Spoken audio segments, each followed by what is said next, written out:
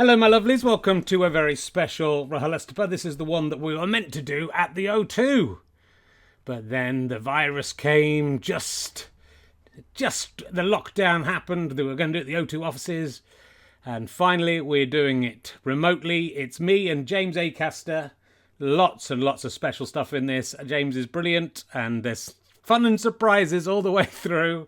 Thank you to O2 for paying us for doing it. That's a nice extra from my point of view, and certainly helps us get through this period of no fucking work.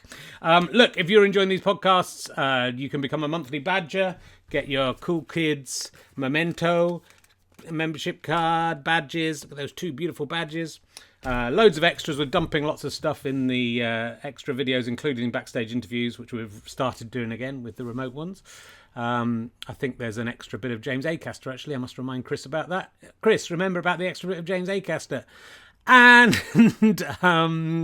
yes, or you can follow us on Twitch and twitch.tv/rkherring. Follow us, you'll get notifications of when I'm live. I'm going to try all sorts of stuff on there.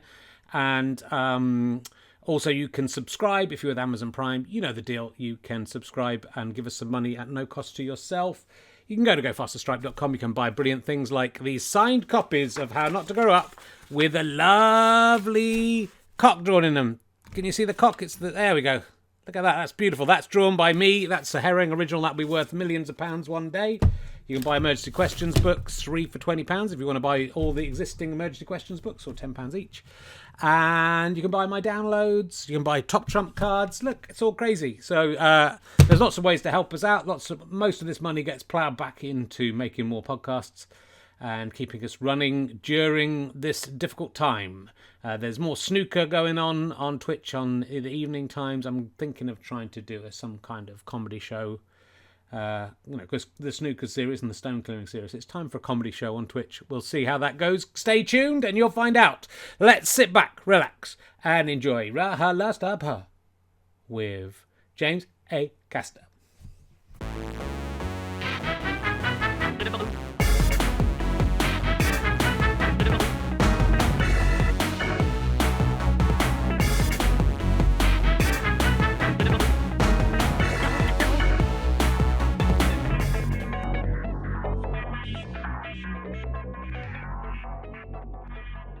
Ladies and gentlemen, please welcome a man who thought he was playing the O2. It's Richard Herring. Hello. Hello there. Welcome to a very special edition of Richard Herring's Let's Sell Telephones podcast. Though I was hanging out with Ian Oxygen the other day. He's the guy who invented the O2 network. He calls it RHLSTP, so I don't know if that's going to catch on. We'll see. This is a very special RHLSTP brought to you by Priority on O2. Been very kind to pay us for doing this, so thank you for that. Priority is exclusively for O2 customers. Let me give you a little bit of information about them, just so they're happy. Priority brings O2 customers a collection of invite-only moments like this. This is one of those moments, just for being on O2, from daily treats like getting a weekly coffee on the house, that sounds good, to getting first eyes on fashion collections or getting first dibs on gig tickets. Priority is exclusive to O2 customers, and is our way of saying thanks for being on O2.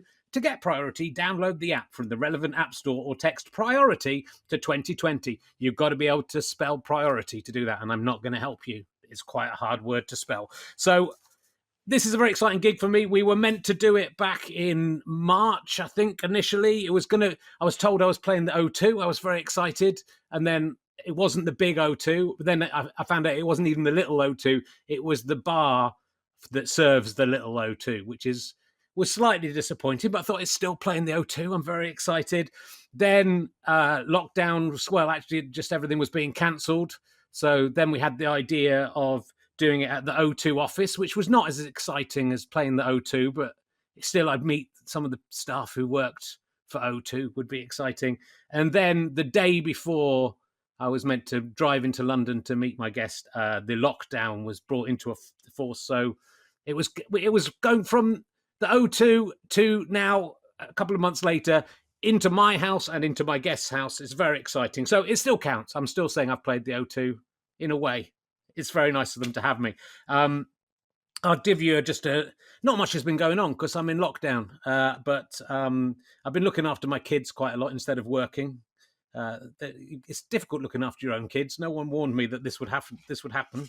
It's the worst thing that's happened. What I like about hanging out with kids is they get pleasure from very simple things. My daughter's 5, my son's 2. They get a lot of pleasure from just running around in a circle, just really fast. It can be one of them, it could be both of them. They find that endlessly exciting. I've tried it. It's not so good for me. My daughter used to really love jumping in puddles. Not so much now. My son really loves that. Just gets so much out of it. At what point in your life does it change? What point do you suddenly go, no, I'm not going to run around in circles anymore. That's no good. There must be a day when you're doing it, and then the next day you don't want to do it anymore, and then it's forgotten and it's gone. It's quite a tragic moment. I hope my children will love running around in a very tight circle for as long as possible. It's a beautiful thing. It's probably the best thing in life. My daughter's also really got into playing Pac-Man, which I'm very excited about because that was a video game I played as a kid, and now she's playing it. She calls it Wacka Wacka, which I think is a better name than Pac-Man. And so I'm very proud. I think for me, it's probably the same as if I'd said to my dad, I really liked reading Swallows and Amazons, which was a book, not a porn film. It was a more innocent time back then. He loved Swallows and Amazons. I did not care for it. But I would have made him proud if I had. But she's made me proud by playing Pac-Man. I've also noticed we don't really like them playing on the iPad too much. We'll let them watch TV. When I was a kid, they didn't like us watching TV too much and we'd have to go and read a book. It's just kind of nudged along one. It's like now watching TV is sort of more classy than playing the iPad and more educational. Anyway, enough of my childish nonsense. We have a fantastic guest for you today. He's probably best known for being thanked in the credits of Tim Timony, Tim Timony, Tim Tim to you. That's why we're all here today to see him. Will you please welcome the amazing returning James Acaster, ladies and gentlemen. Here he is. Wow, he was under the table all along. Hello. Hello, how are you doing? Good, thank you. And I mean, I know you always do a little jokey intro, but that is a credit that I am genuinely proud of. What did you do to help Tim Vine out with Tim Timony, Tim Timony, Tim Tim to you? I came up with the name of the show. That's what I did. We were in Melbourne at the Melbourne Comedy Festival, and it was me, him, and Tim Key went for lunch breakfast in the morning, and he said, Tim Vine was saying, I've really got to come up with this title today. My manager is texting me and saying they need it in the program, Tim, and I don't know what to call it. Yeah. And so it's me and Key, doing joke titles, and I said that one at one point for a laugh. thought he won't do that, and then he did it, and then at the Edinburgh Festival, I arrived there, and there's loads of posters of Tim Vine dressed as a chimney sweep. And then I go to see his show, and he comes out of a giant chimney. And it was really funny watching it going, Tim's had to get a chimney made because I, for a laugh, told him to call it Tim Timony, Tim Timony, Tim Tim to you. That deserves more than a thanks. That's got to be a writing credit, not a thanks. Yeah, you've been done out of that. Did he pay you anything for the title? He gave me a signed poster. I turned up at one of my tour shows, and it was in the dressing room, framed, was a signed Tim Timony, Tim Timony, Tim Tim to you poster. It said thanks for the title. That's Tim. Not bad. You can probably get a bit for that on eBay.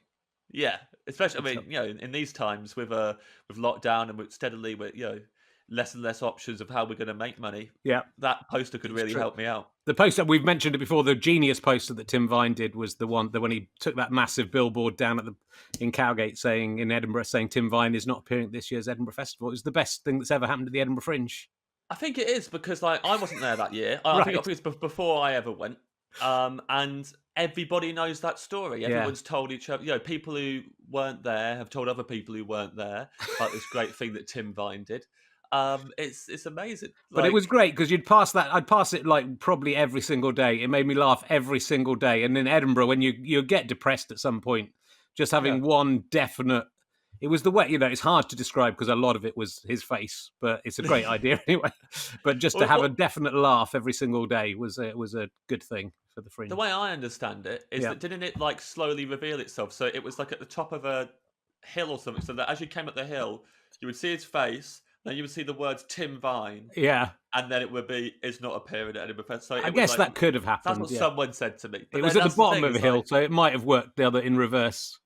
I'm not sure. Bottom of a hill. But it's going to be those things that kind of like Gradually over time, stuff gets added. It's like, and he had like flyers that year, and they were giving flyers out that said he wasn't at the Edinburgh Festival. And You should do it. Well, I've already lost. I mean, I've lost £5,000 from this year's cancelled Edinburgh Festival because I foolishly paid for my accommodation in advance, and the company that letted me the fat don't have any money left. They've spent my money, so I might not get that back. So it's still not the worst Edinburgh I've had, though, even though I've lost £5,000 without even going. Yeah. Oh, you've had some horrific ones. Like, It's in the top half of the most successful Edinburghs, I would say. And that you let people know about it. Let's face it. If there's two things Richard Herring loves to let people know about: how much money he's lost at Edinburgh and how much money he's given to charity. Those are the two. That's very true. I'd made notes because we were all ready to go with this back in March, and I made notes for this interview in March that now no longer makes sense to me. So I want to read one of those out and see if it makes sense to you. All I wrote was Weetabix has no binding agent in it. Does that make any sense to you? Well, yeah. I mean, why have I said that about you? So Weetabix, the Weetabix factory, is located next to Kettering in a small town called Burton Latimer. Okay. Now, a lot of the time, Kettering gets credited for Weetabix comes from Kettering. Burton Latimer is essentially right on the side of Kettering.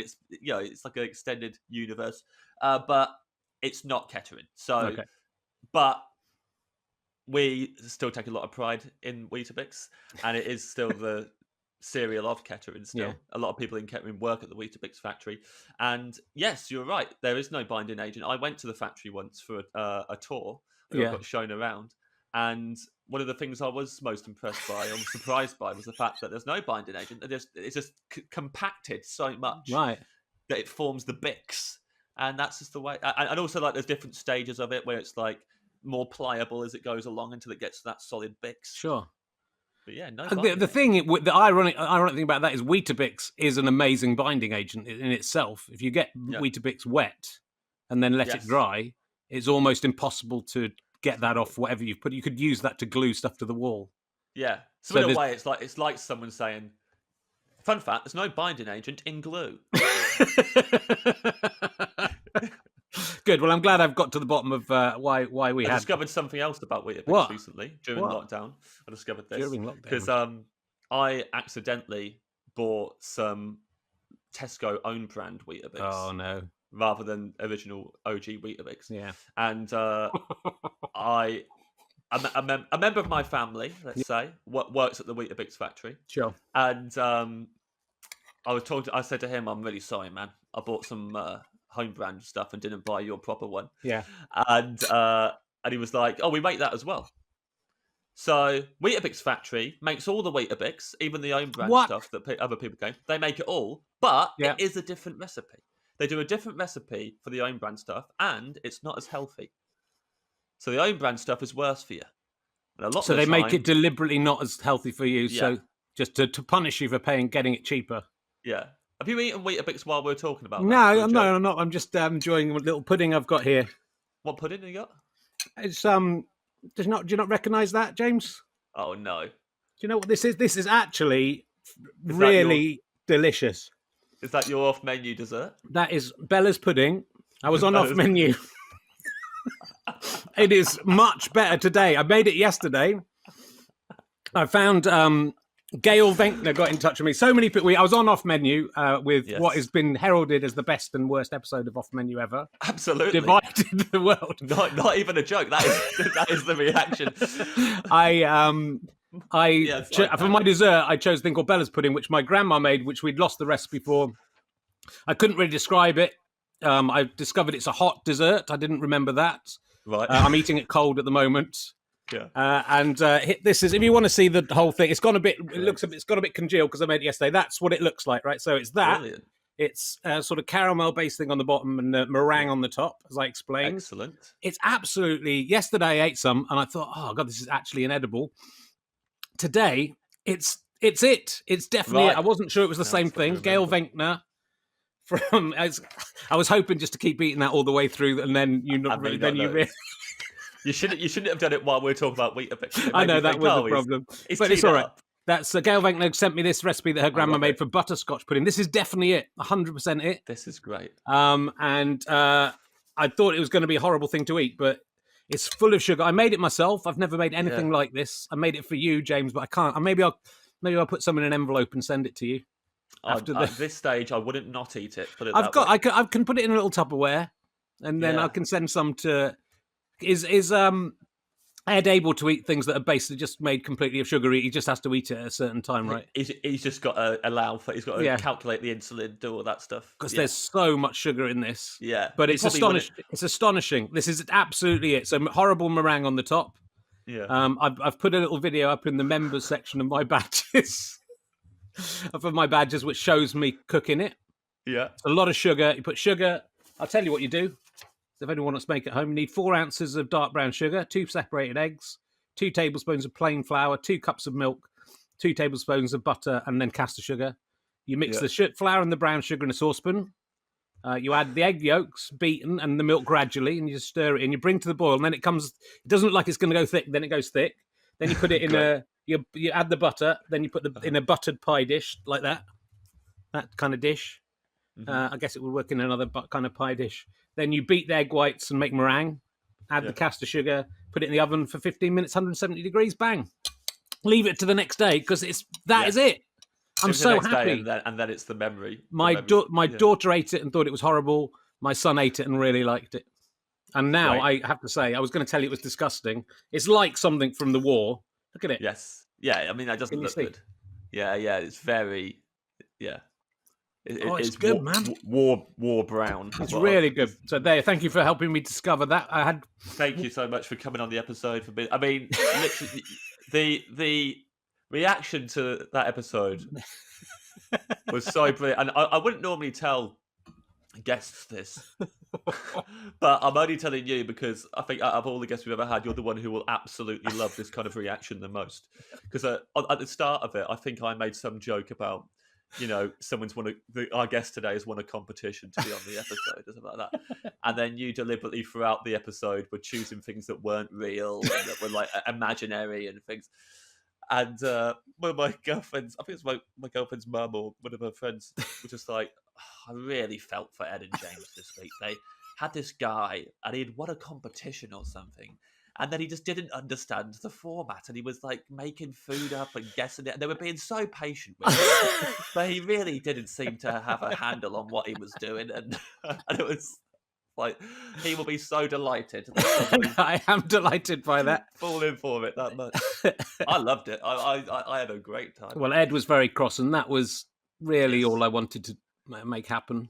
Not enough people make him cross on it. Too many people go for me, knowing that they'll upset me if they choose a cheese board or something. But you got to remember that you've got at least 2 courses before that when you can really upset Ed. So well done. Thank you. I enjoyed it. Well, it was very good. You can still listen to that if you want. Ed, Off Menu is. I mean, no, you went to America with Off Menu, right? Or did you actually go to America, or were you doing them? We did. We went there for 2 weeks earlier in the year to record some episodes with American comics, and it's a trip that now seems both stupid and unnecessary, given that in lockdown now we're just Zooming each other and doing podcasts over Zoom. So we could have just all the guests from home. We didn't need to go to them, but at the same time, because of lockdown, absolutely delighted that we did it. And got to go to America this year, and it was awesome. We had so many great meals and stuff, and the episodes are, well,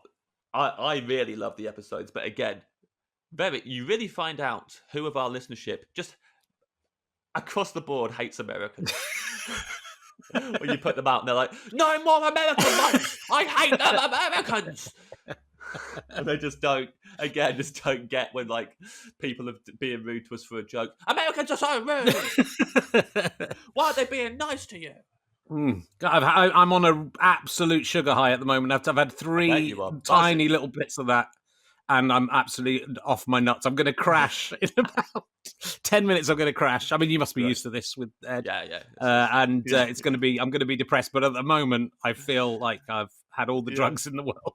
It's terrible that a bit of sugar can do that to me. You do look like you're buzzing. Actually, you can see it in your eyes. Well, look. Also, it's taken me back to Yesterday when I ate it, it just tasted really wrong. It tasted lemony, and it was Yeah. not caramelly enough. And I thought I didn't boil it long enough or something. But it's taken me right back to my grandma. It's all very Special. It's very moving.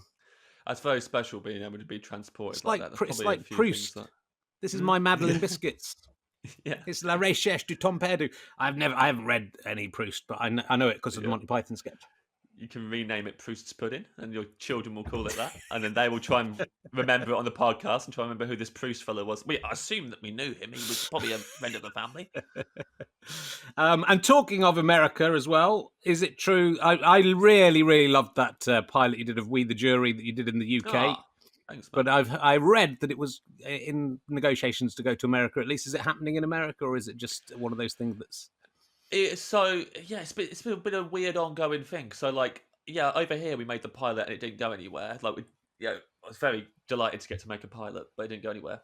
And then for years they've been trying to make a version of it there, and now it's been greenlit for a pilot there, but then this has happened.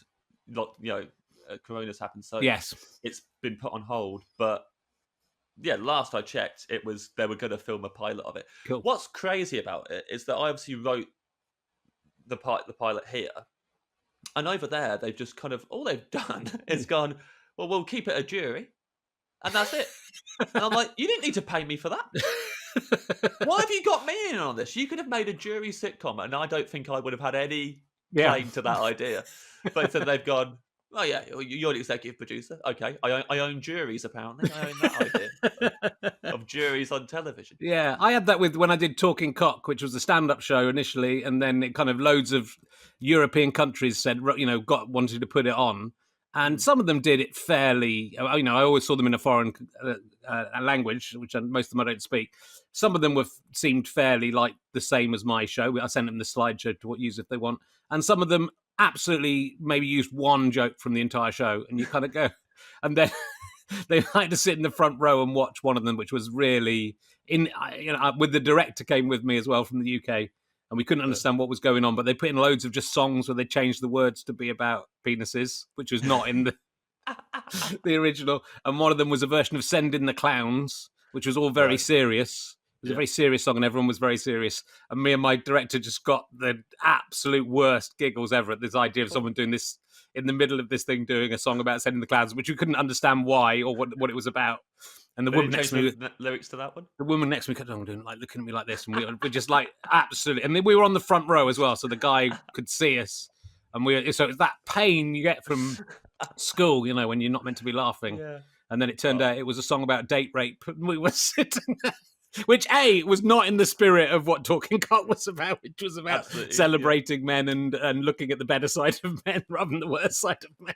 But also we were sitting there laughing at it as the creator of it. Yeah. But you kind of went, why have you paid me to do? Why have you paid for me to come out and watch a thing that isn't my fucking show and that is awful?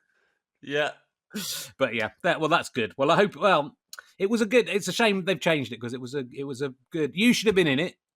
You should have been in it. Well, everyone told me I should have been.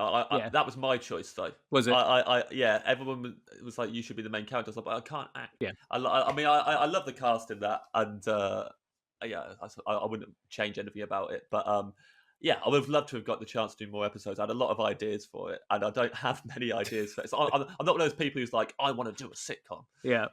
I only did that one because I was like, oh, I know what I want to do, and this is going to be great. And then all the way through, I mean, sure, loads of people have had this of like everyone around you's going, this is going to be amazing. And then at the last minute, the same people go, we don't want it. And you're like, oh, okay. Wish you told me it was shit for months instead. I could have expected this. Right, I'm going to ask you some emergency questions, James. Mm-hmm. Yes. Some new ones I don't think you've had before. Stop me if you have. You've been on 2 or 3 times over the years. Over the last few months, I have watched every episode of How I Met Your Mother. What is the most degrading thing you've done to yourself for no apparent reason? It's a very bad show. Yeah. I had to have a meeting once. Actually, it was when they were trying to get We the Jury made in America. Right. They sent me around to like meet loads of writers so that I could choose a writing team that I wanted to be involved with it. and one of them was from How I Met Your Mother. God. And I had to go in the meeting and talk about how impressed I was with How I Met Your Mother, which I wasn't. But I There's had a to be lot of like, episodes of it.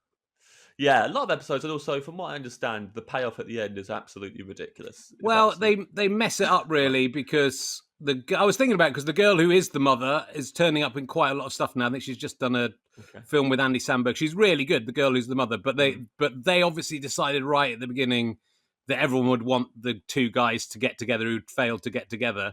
But the problem, and so the woman, spoiler alert for people who haven't seen How I Met Your Mother yet, but to be honest, it's spoiled already by existing. The mother dies, and then the end of the series is the guy going round to hook up with the girl that he sort of should have always been with but never got together with. But that relationship didn't really ever gel, so they'd obviously decided right at the beginning that'll be the thing, but actually you thought, I really like this girl. Oh, She's no. the mother's really good, and then they kill her. Oh dear! And you go, because it's sort of disappointing if you actually were in love with someone in your 20s and then you actually hook up with them in their 50s or whatever. Sure, you've missed the exciting part of life, the having kids, the whatever. Although I think the character couldn't have kids, but whatever. But you've had all that, and also just the fantastic sex of having sex with someone in their 20s. They had sex as well. So have you done anything as humiliating as that? Well, you've done a lot of humiliating things. I've done a lot of humiliating things. They've all, I could write a book about them. So, and they were mostly unnecessary as well. Like there's a lot of time. I often think that just in general, like I've thinking about it a lot the last couple of years, especially last year. I was on tour the whole year, and I just thought, why have I done this to myself? And put myself in this position where I'm on stage all the time and I feel incredibly uncomfortable. I don't like people looking at me. I don't like all the attention being on stage. I feel stupid. I feel like the show I'm doing is shit. And I think that just since being a kid, I've just relentlessly done that, like plays in the living room for parents. Yeah. Be like, I'm going to devote my whole day to this thing that never works out. I never put the play on and they go, that was amazing. They'll always be like, okay, yeah, seems all right. Yeah. And like I did one once where it was just me and my friends dancing to Cotton Eye Joe, and putting that on, and us pretending to be Rednecks, the band Rednecks. I remember. Don't need to tell me about Rednecks. Yeah, but not just for anybody listening who doesn't know. I don't want them surely to think everyone knows Rednecks. we were pretending to be Rednecks. The band like Rednecks, not Rednecks. Yeah, okay. But the band Rednecks were pretending to be Rednecks. To be fair, to be fair, and what a risk. They were lucky that song was that good. Like, what a catchy song that everyone just forget that they've called themselves Rednecks, and they are all white. So it's like it's a real gamble. Yeah, it was a gamble. If a band came out now and did that, we would all be absolutely appalled. I wouldn't even listen to the song. No. But I was 6 or whatever. Yeah, fair enough. So I was like, this is my jam. I love it. Don't even understand what the name means. I had more questions about the song title and the lyrics than I did the band name. Yeah. Cotton Eye Joe. Do you remember Pig in a Poke, the follow-up single, Pig in a Poke? It was called Poppin' an Oak. Poppin' an Oak, that's it. Poppin' an Oak. I bought that. Did you? Yeah, I bought that. I remember like the first time of being feeling like my music taste was being criticised. I played it in the house, and my dad just went, "Sounds exactly like Cotton Eye Joe." I was like, "No, it doesn't, Dad." I was really like defensive about like this guy thinks that I don't have good music taste. It does not sound exactly like Cotton Eye Joe. Yeah, it's just Poppin' an Oak. They're saying a different thing. Do you think it now, with the benefit of all your musical wisdom, do you think it sounds like a different song? Yeah, they're similar. Yeah, they're similar songs actually. I think they might even be I think they're in a slightly different key. Yeah. The lyrics are different, but everything else seems pretty much the same. Good luck to Rednecks. I wonder what maybe I'll get them on the podcast. What they're all up to, especially the guy who used to sit on the floor and play the drum. He would just be there going, he did it like that with his whole body, but he'd just be keeping the beat constantly. Yeah. And I used to love him. I think he was absolutely brilliant. He was the only one I was watching. I wasn't watching the lady who was lifting her skirt up and showing her bloomers. I didn't care about that. I cared about him. Fair enough. Well, talking of musical you've written. I think we probably talked about quite a lot of the stories in the book in previous podcasts because it was about your year in 2016. It's called Perfect Sound Whatever. You had a pretty disastrous year. I had a bad 2017, and I bought 17. music that had come out in 2016, Yeah. so it's quite confusing. Yeah, but yeah, so it was me having a bit of a. I mean, I call it a breakdown for shorthand, but it's quite hard to like. Cause I think when you call it a breakdown, people think it must be something out of the ordinary that doesn't happen to many people and whatever. And actually, it's just like I think it's just one of those moments where you've ignored loads of stuff for ages and then it all piles up on top of you, and it takes one thing, in this instance a breakup, to kind of make you suddenly realize how much you've been carried around and beating yourself up about or whatever, and you can't handle it anymore. So like, you know, I started going to therapy and exercising more and good things like that, but I also obsessively started buying music that came out in 2016. Sure. And I'm not going to lie, Richard, it's not like I've stopped. You got I'm more happier albums now. than there were days in 2016, so that you've got Yeah. you got pretty much. Have you got every album that was released in 2016, or just no? No, it would take so long to do that. I mean, the Would amount it? of music now that gets released every year, I it's so suppose. saturated. It's Yeah. absolutely crazy, which is why I was able to do a project like this, because I would only buy ones that I liked. Yeah. Yeah, I was like, I can't go insane and just buy everything, and even if I don't like it. So I had to like it. That was the rule. But I still own, you know, I don't know exactly how much it is now, but it's definitely over 650, and Okay. it's probably approaching 700 at this point. And the fact that I can still find ones that I love and that are exciting me during lockdown, the amount that I've discovered that I've gone, I love this album, and I can't believe that it's still another one from that year. I find astounding, but you couldn't do it with you'd have to be like, you know, 2009, 2010 onwards. Yeah. You can do it. Okay. For any year. Because I'm not as into. I mean, you're very into music. I'm not really bothered about music, I have to say. So. Oh dear. Oh no. You know, I'll listen to it if it's on. I'm listening to a lot of like children's film soundtracks, like Moana and Annie, and Moana's film soundtrack. You know what year that came out? Is it 2016? Yeah, it is. Is it? Is that one of your choices? I bought it. Yeah, it's good, man. There's some good music in it. Lin-Manuel Miranda does the music for it. Yeah, did Hamilton. Yeah, good stuff. It's very good. So I'm kind of getting into that. Surely the first singles I ever bought together, I got them from. It was the same time my daughter's just lost her first tooth, and I think it's about the same time that I'd lost. I remember losing teeth at around the same time. That's in my mind somehow. I bought Fox on the Run by The Sweet and Wombles Merry Christmas. That's got to have been a good year for music. Surely that year, whatever year, that's 76 or 75 or something. Yeah. The Sweet and the Wombles. You can't beat that. You know, I think you got to adjust for inflation with these things because, like, you know, not as many albums would have come out that year. So you wouldn't really be able to buy between 650 and 700 albums that you like from that year. It's probably impossible. Yeah. But some big hits. And it does not surprise me that you like Wombles Merry Christmas, of course. Well, you know, but they might not because they were in a jumble sale, so they might have been out the year before. But whatever, it was a big moment for me. And then I listened to those two records and thought, that's it. I don't need to buy any more records now. I've heard the best two. Flip side of Wombles Merry Christmas, Madame Chalet. Do you remember the Madame Chalet song? You're too young. Madame Chalet, as sweet as cafe au lait. I can remember it all. Lyric. Yeah, quite a good lyric. So you're like one of those people. You're so punk that you will like stuff that will annoy people who like punk music. So you will go, I'm going to go all in on Wombles Merry Christmas and Madame Chalet. Yeah. And just really, this will annoy everybody. And even punks don't dare do that. It was good stuff. Yeah. Madame Chalet. There was more. They did a lot. They probably did 600 Womble albums that year, to be honest. So you might have been able to do it still. Mike back, cleaning up. I like the Mumbles. I haven't listened to the audio. Usually I get the audiobook, but I got sent the actual physical book of your book. So I was flicking through the actual book. But I presume you did your own audiobook and read it yourself. But like with this one, like with the first book I did, it was all just stories about growing up and like misfortunes. And I think it's better as an audiobook. Right. It's nice to listen to. With this one, I think it's better as a book because it's, you know, loads of albums and detailing all these records. And people, I had people tweet me just being like, I've listened to the audiobook. I think it's so good. Is there like a physical list of the books? Because I'd like to go through them. It's like, yeah, it's a physical list of all the albums. It's in the book that I wrote. And so like, that's where, so it's the kind of book where you want to kind of, you know, stop and find the album, listen to it. Yeah, sure. You know, I can see that.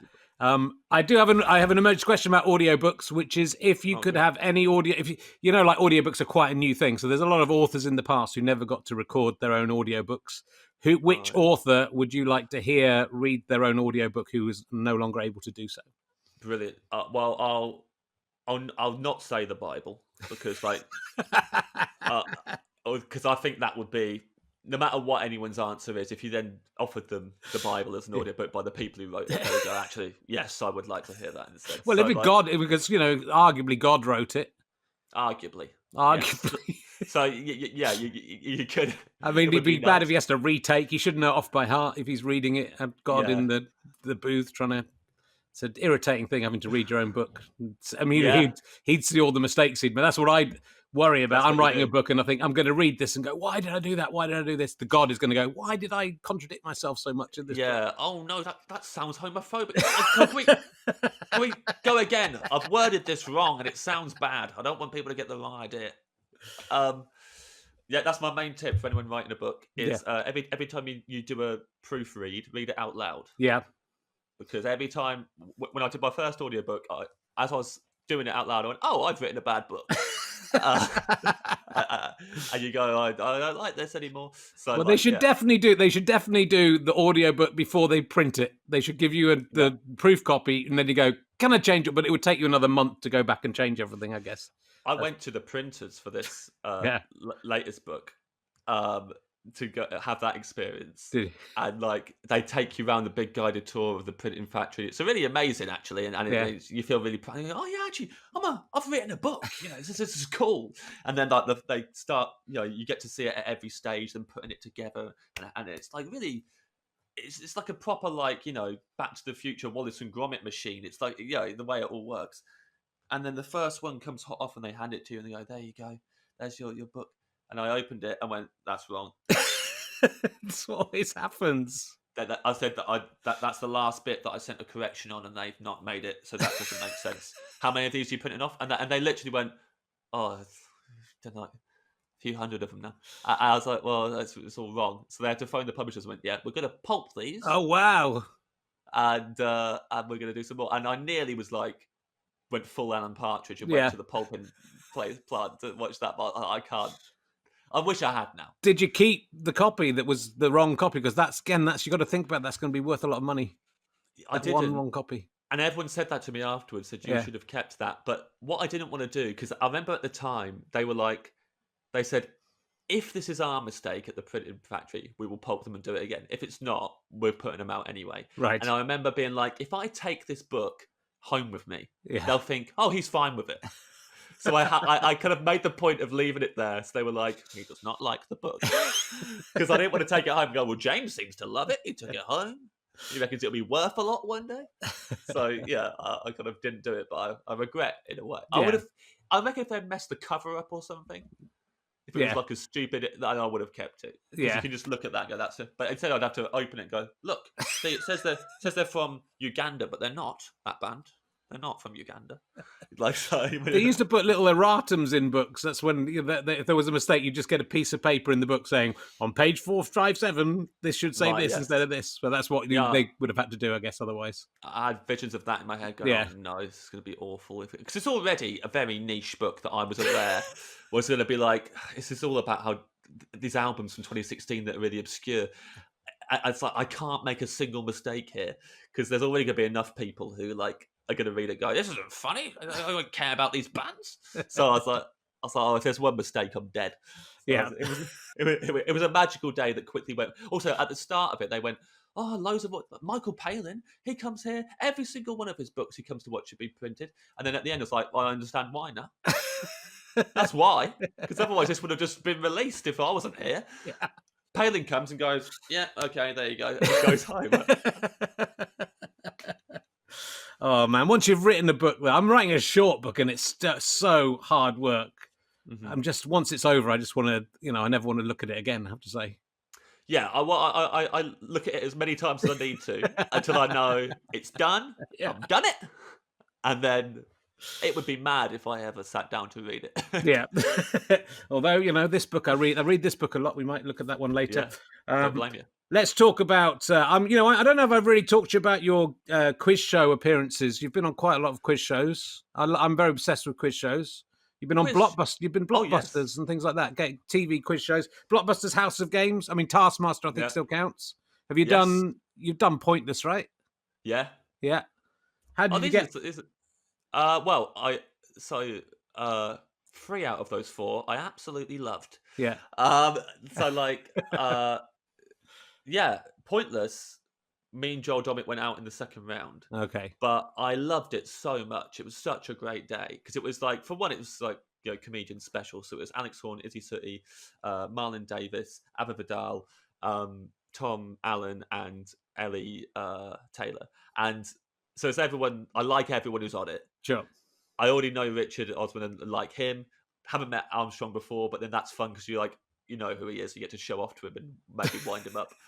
And also, you kind of go in there, and the studio's like, because it's daytime TV, no one's there. Like, the audience are like 7 old people who are sat there, who are just like that. And so you're like, oh, this is like so low pressure. And also, when you're behind those podiums, it's not the same as, like, in front, it looks amazing. And then you go behind and go, that's an iPad that they've blue tacked to a stand.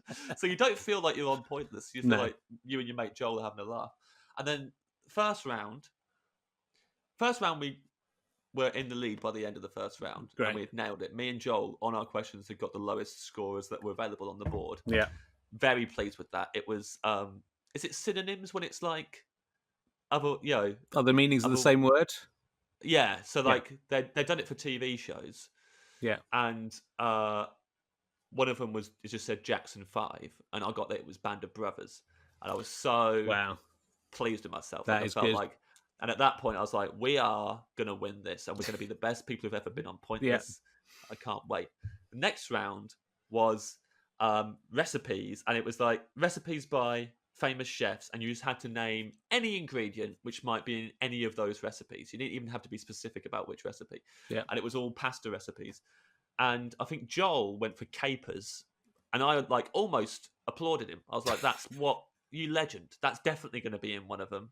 And it will be like a really low answer. Yeah. It wasn't even on there. Wow. So we got 100. And then it was really on. The pressure was on for me. Sure.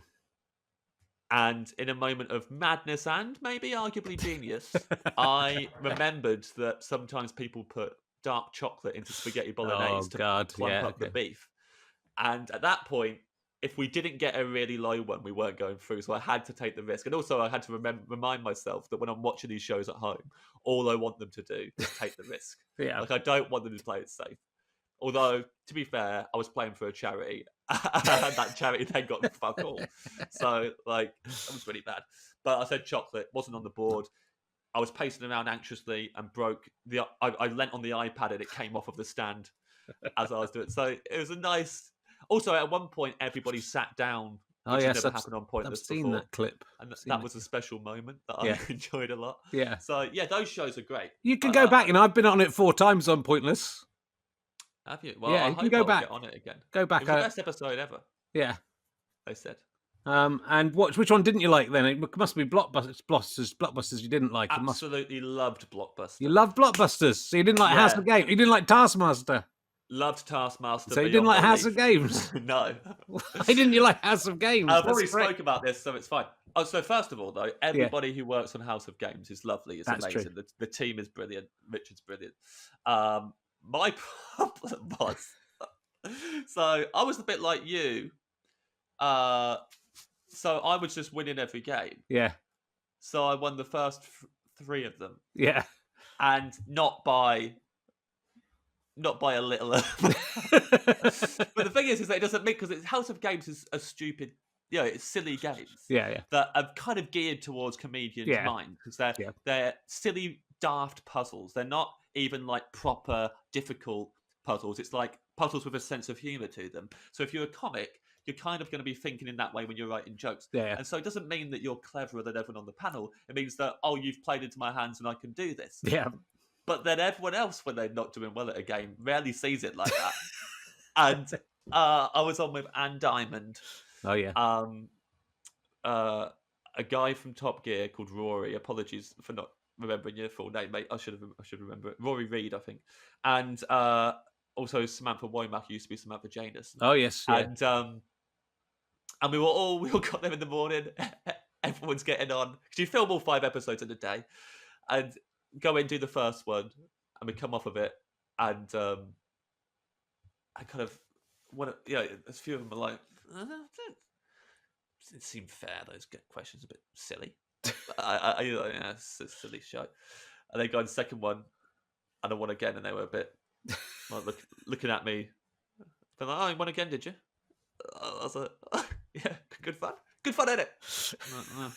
And then the third one, I win again, and then I never thought this would happen to me in my life, but we came off, and I was just standing in the green room between shows, and Anne Diamond just comes straight up to me, and she goes, "You know, this doesn't mean anything. You know, this doesn't mean you're clever. You know, it's just a stupid game for stupid people with stupid brains." And I was like, and then Womack kind of came up behind her and was like, "Yeah, it doesn't mean people are smart. It's just silly puzzles. Doesn't mean anything." And I was like, "Yeah, I know. It's just a laugh, isn't it? It's like, it's just silly." And like, in that last one, I think I want a bread bin.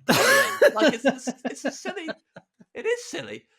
And they really hated it, and like, we had to go back to the fourth one, and they were like, "Fuck this, we're going back in doing this again." And so like, and then I think I was walking in, and someone, and then it was, but no one else knew that this was going on. So the team and everybody makes a show are trying to have fun with the kind of like, because I think normally they have to work hard to get everyone to pretend like they care about it. Yeah. So normally they have to be like, "Okay, remember everyone, we're trying to beat James. He's won 3 in a row. So let's really be mean to him and stuff like that." And I'm there going, "No, you don't understand. They are actually being mean to me. Like, I don't need it. I don't need any more of this." And then I stopped. I got a lot of people. I was still on Twitter at the time when it went out. And I got a lot of people tweeting me about it, being like, "Why in episode 4 do you stop trying to play the game? Why did you stop answering questions and you just sit there?" And in episode 5, again, the same thing. You didn't participate in any way. And one thing that was funny is that like, we went and did episode 4. I didn't, I just sat there sulking, which is poor form. I should just get on with it and play it anyway. But like, I was just like, I can't be bothered. Everyone's being a dick. So I just didn't play anymore. And Diamond won. And that episode finished, and then we were walking out, and she just went, "It's such a great show. It's just so much fun. It's just so light-hearted and fun. And I really can't wait for the next episode." She won that episode. But then I won at the end still. Yeah. And it's me with the trophy, kind of like that at the camera, just really not happy at all that I'm just doing this. But then I was meant to meet up with, because it finishes quite early, and I'd arranged to go down to the South Bank because the Udderbilly Festival was on, and meet Nish Kumar and Ed Gamble and hang out with them. But we finished a bit earlier, and Ed and Nish wouldn't be free for another 2 hours. So I stayed and hung out with the crew. Yeah. And just got smashed because no one was really drinking all day. They got a normal green room because it's daytime. No one's touching any of the booze. Yeah. So after the show, I was like, "Just drink all this." So I was slagging off, going, "They were dicks to me and all this," and everyone's like, "Well, you hit it well." I was like, "No, I didn't," and just getting hammered. And then I went to meet Ed and Nish, and it was like a walk. So it wasn't that far a walk. So like, I just thought I'd just walk it, and I'm just out my head. Yeah. And I've got the House of Games trophy. And I'm just walking down the street. I'm walking, and I'm smacking it against lampposts, and I'm running it against metal fence rails, and and just like not showing it any respect at all, denting it. Yeah. I just walk on, and then I go under one of those big bridges at Waterloo, and Milton Jones's son is walking towards me, and I know him quite well through supporting Milton on tour. I used to see him like once a week. I was like, "Hey man, how's it going?" And I'm like, also. Milton Jones's son. So all of Milton Jones's family are just lovely people who every time... Do you have people in your life who every time you meet them, you come across as an absolute lunatic? And you're like... And you want to go, "That's not who I am." But they never, but they would never believe you because every time they've seen you, you've been acting weird. Yeah. And like, so every time he'd met me before was like when I went to Milton's house pre-tour show and I was a newcomer. So I was nervous as hell that I had a gig that night in a 1,000-seater. So I was always acting like a weirdo. And then he'd see me after some show. They'd come to see shows. He'd see me afterwards. I'd always say something. I think one of his friends once after a gig tried to do a playful joke to me, going like, "Oh, Milton was great, you not so much," and I was like, "Fuck you," and then instantly like, "Why did I say that? Why did I just say fuck you?" He's just trying to be funny, and so like I've always come across as bad in front of family in my head. So I bump into his son. I'm hammered. I've got a dentist trophy. I'm like, "Hey man, I just did a show, and I'll tell you what, and diamonds and wanker." And he's like, okay, and he's kind of trying to look for other things to talk to me about. And then two people came up to me, members of the public walking past, and they saw I had the trophy, and they went, and they didn't know who I was or anything, but they just went, hey, mate, oh, did you win that playing bingo or something? And I went, yeah, I did. Watch this shit. And then I threw it in the air, and then it smashed on the floor into about like 8 different pieces. And then obviously Milton's son's just looking at me like, this guy has got some serious issues. Every time I see him, he just seems to be unhinged. And so I have to like, the bowl part of the trophy is intact on its own. So I have to kind of put the ears in separately and the base and all the different bits into the bowl. Yeah. So I kind of put all the broken bits into that, and I walk in and meet Ed and Nish.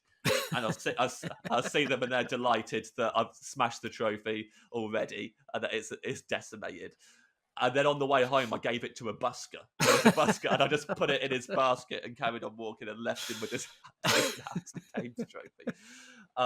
So yeah, I mean, all my other friends who have won it all have trophies pride of place in their house. Yeah. Mine's just been sold for scrap somewhere. I've got 2. I've got the Champion of Champions. Do we not invited back for Champion of Champions? No, I think that they were like, it's too risky to get him back on again. He vocally told us how much he didn't enjoy it after the first one. I got drunk up with I had the same thing. I mean, Rachel Riley won the first one, and then I kind of got the gist of it and kind of won. I think maybe I won all the rest of them. And yeah, her moods changed noticeably through the day, and they all left, and I sat there drinking with Osman and his then girlfriend and the crew. But yeah, and I got quite drunk as well. It was quite good. Then the second series was in Glasgow, so you got to go to Glasgow. Flew up there.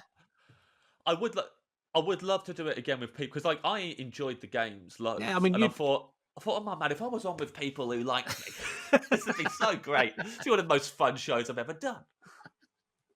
Oh, well, that's fantastic. I enjoyed that very much. Let me ask you. I don't think I've asked you this emergency question, which is, correct me if I'm wrong.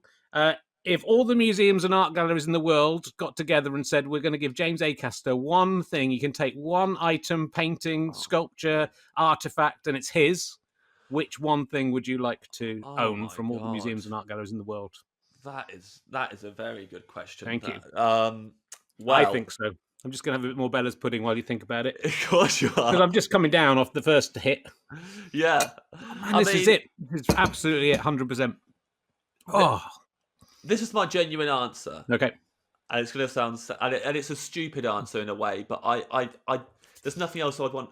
So I've spoken about this before on different things, but there's the Manor House Museum in Kettering. It's a very tiny little museum. Yeah. And it's just obviously about local stuff. And since I was a little kid, I've been going there, school visits and various things. Once Billy Boyd from the Lord of the Rings films went there to sign autographs for no reason. I mean, the films were coming out at the time, but it was very odd to get one of the hobbits to come to the Manor House Museum and sign autographs. Like 2 James, Hobbits Rock, Billy Boyd. Loved it. He's right. There's a thing there. One of the exhibits there is a mummified cat, which was found in a wall in Kettering.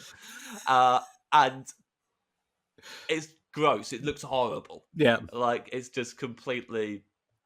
You can Google it and see it, but it's this horrible husk of a cat.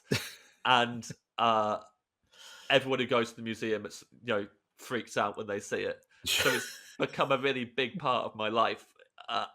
And my upbringing was this mummified cat that everyone was freaking out over.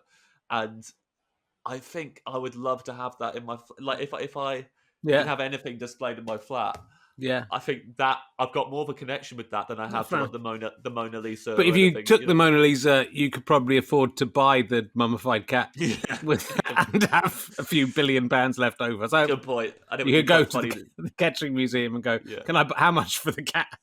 A cheddar. Yeah. I don't think. Do you think they would sell it? I mean, that's the thing. Some things are priceless in a different way, aren't they? If it's the Yeah. heart of the Well, museum. I think they would sell it because there was one of their other things that was quite a big deal was this model of a Celtic man holding up a sword like that, and he had all Right. these tattoos, and it was like that was also like really everyone in Kettering knew that guy, Yeah. and they sold that to a cafe in Milton Keynes or somewhere, and it's just inexplicably in the corner of somewhere. So More I don't. museums should sell stuff. That's what I think. I think if they went at the Yeah, end, well, I think if museums did a sort of supermarket sweep every now and again, just said, yeah, you're one person's going to win today, and you're allowed to take one thing home. I think that would get more people into museums. But yes, B, they should just go, how much will you give us for this? Because they've got yeah. most of them have got way too much stuff. Oh, they have. I mean, obviously, in reality, if I had to do it for real, you'd get something from the British Museum and give it back to the country they stole it from. That's a good idea. That's what you'd actually do. Because the British Museum have got way too much stuff, none of which is theirs. And it would be good to just give it back and then go, there you go. Yeah. It's fine. I mean, I think it would be more insulting if the British Museum gave the Elgin marbles to you and said that you can have them. We're not going to give them back. Oh, well, I'm going to give them back. Yeah. Well, no, I don't care. We're not giving them back, but we'll give them to you, James Acaster. Give them to James Acaster. You've been a good bloke. He did a routine on them once. I did a routine on them, and I was Did you? absolutely astounded at because when you kind of do there's some things in stand up where you think, well, no one will disagree with me on this, and then absolutely astonishing when some people go, no, we should keep them. Like, really? Where the hell have you got that from? Nah, we should keep them. They're ours now. We've had them longer. Oh, okay. Astonishing. Well, there we go. British people. And I'll ask you this emergency question I've been asking recently a lot. Who is the most famous person you've ever been in a lift with that you didn't get into the lift with, though? You can't have got in with them as your friend. You had to get in and then they were there, or they got in after you. Could have got on the same floor, but you weren't with them when they got on. Do you understand the question? Because Ashley B didn't understand the question. I fully understand the question. Christopher Biggins. Is it? Yep. Anything? Christopher Biggins. It was at a hotel. Again on the Milton Jones tour. So, a bigger deal for me when I saw celebs then. Nowadays, don't give a shit. Back then, I remember the doors opening and Biggins standing there early morning. He got up we both got up just in time for breakfast. We've both done the thing where you leave it as late as you can and then go down to get the breakfast. Doors opened and he was staring. He clearly thought, and he also did that thing we've all fallen for, where you've pressed ground floor. On the way down, someone else has pressed it, but you haven't. You think it's the ground floor. Yeah. So you step off confidently like it's the ground floor, and then you realise, oh no, this is floor 3. It's another load of bedrooms, and I now need to get back on the lift. And so I got to see Biggins do a little panic, walk off all days with a little tufty in his hair to just woke up, realise this is not the breakfast buff, and then get back on the lift with me. I said hello to him, and he said hello back, but in a very good way that let me know I'm not in the mood. So I was like, yep, fair enough. Yeah. I would have thought Christopher Biggins would front it out and pretend that was his floor and just wait for the next lift. That's the kind of guy I would think. That's good detail to know that he would admit his error in front of you and step back I think if it was another time of day and he wasn't going down to get breakfast at the last minute, he would risk it. But I think that the seconds, time was of the essence. And if he had just got off that lift and started it out, he could have been looking at being refused service. Because sometimes those lifts in the morning when they're busy, it can often take 4 or 5 minutes. It's quicker to go down the stairs. Yeah. You just, I mean, I always actually, I rarely take the lifts now on tour because I am getting so little exercise on tour that I just, any chance I get, I'm exercising. So always the lift. And Joel Dommett told me that Bruce Lee never took lifts and he always took the stairs. So every time I'm taking the stairs, I always think to myself, Bruce Lee always took the stairs. like I'm Bruce Lee now. Worked out. Well, it didn't work out for him in the end, but it worked out for him in the short term. It wasn't because of lifts, was it? That anything went wrong? No, worked out for Joel. He looks good. He does look good. Yeah. Well, Were you going to go to the Melbourne Festival this year? Was that on the cards, or was that? I wasn't. I went last No. year, and this year was going to be a complete break from Right. any stand-up at all. Like I'd deliberately taken a year off. Yeah. So Good year. yeah, Good like choice. good choice. I mean, I feel awful about like my lockdown has been easy, Yeah. and so mainly what I've been doing is just feeling like an absolute piece of shit. I was feeling really guilty because of that. Well, look, we've nearly used up all the time we've got with you. Is there? Is there anything coming up that you know? I mean, because obviously everything is stalled somewhat as a result of the Sure. world stopping. Is there anything coming up that we should? You've been doing another podcast. I know about Well, that's based the on the thing. book. It's the best time ever to be a podcaster, isn't Yeah. it? You get to come and so like, yeah, I Perfect Sounds. It's called James Acaster's Perfect Sounds. It's on BBC Sounds and various other platforms, Apple, Spotify, stuff like that. And the 20-minute episodes. Right. We're doing a lot of them, and every week I've sent a different masterpiece from 2016 to a guest, and they come on. They tell me what I thought of it. It's kind of like an album club. I tell them why I think it's incredible, and by the end of the episode, I see if they will admit that 2016 is the greatest year for music of all time. Good. I've absolutely loved it. Like every week, it's the highlight of my working week. At least is like getting to do the episodes of chatting to comedians about albums that and I've deliberately like I say, I didn't buy any albums that I didn't like. Yeah. I'm not doing episodes on any albums that I don't love. Sure. Like I love all of them. And it's been a real lesson in. I've come a long way since that kid who flipped out when he got told Pop on a Note sounded like Joe. I'm very good at handling now if people don't like the same music as me. Be like, yeah, you know what? That's yes. With different people, it's subjective. But yeah, it's been so great, especially the obscure albums, to kind of draw some attention to those and shine a light on them. Cool. And off menus continuing onwards, I presume. Yeah, we just finished the third series, and we're going to do a fourth one. We've got loads in the can already from America, and we're going to start recording some more soon. So, yeah, again. Well, good luck finding a better guest than me. That's what to be I honest, say to you. yeah. I mean, we'll do well to find one who. I mean, you are definitely some people's favourite guest we've ever had, and other people think it doesn't really count as an episode. Well, I'm counting this as an episode. Thank you very much, James Acaster. Thank you to O2, Priority O2, for looking after us. Priority on O2. And hope you've enjoyed this, O2 customers, and then the rest of the world eventually. But, still getting paid the same amount for this, by the way? You? Yeah, or keep me? us in the episode. Both of us? We're still getting exactly the same as usual. As we were going to get? Yeah. It's all right, Nick. We don't have to leave the house. I need to re-invoice for it. I think you've been paid already. I think they said they paid you already. No, they haven't, because there was a typo on the invoice. Oh, is that okay? Yeah, no, you're getting the same money as far as I know. So that's pretty good, isn't it? Because I tell you what, this was in the diary.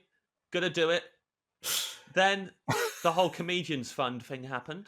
Yeah. And comedians went, and then, what should pop up in my inbox? A little email from Richard Herring telling everybody, hey everyone, I think it would be really good of us comics who are lucky enough to still to have an income and to save up from all our fortunate work over the years. It'd be good of us to give our money to this comedians fund. I personally, Richard Herring, am giving 10 or 20% of. I've got two things coming up soon, which I'm assuming it was this. Yeah, I was very upset when this got cancelled. I've got two quite fortunately well-paid things coming up. I'm going to give 20% of my earnings from these to the comedians, but I would recommend everyone does the same if you've got anything coming up. And I read it. I was like, oh fuck's sake! Herring sent me this, and he knows exactly how much I'm about to get paid for something.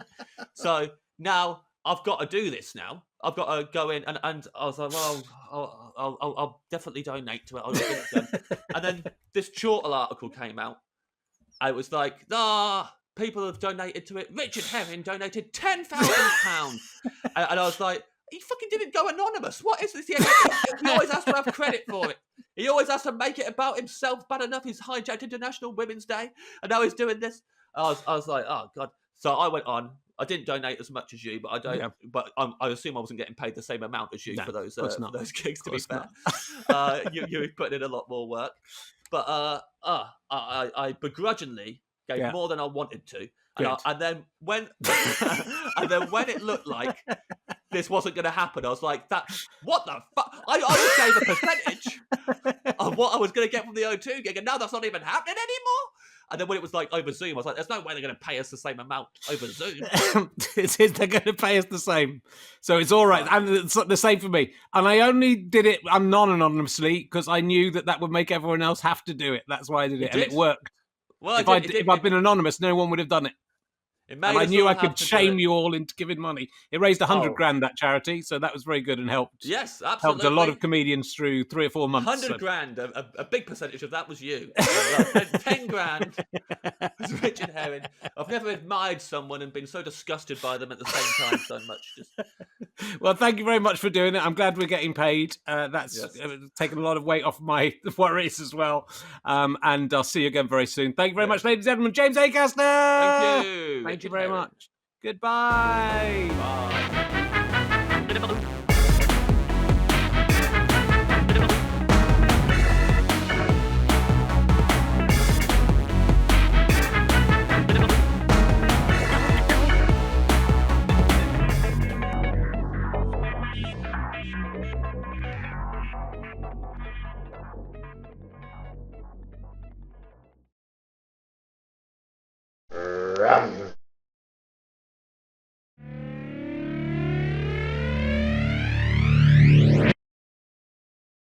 How'd you like them sky potatoes?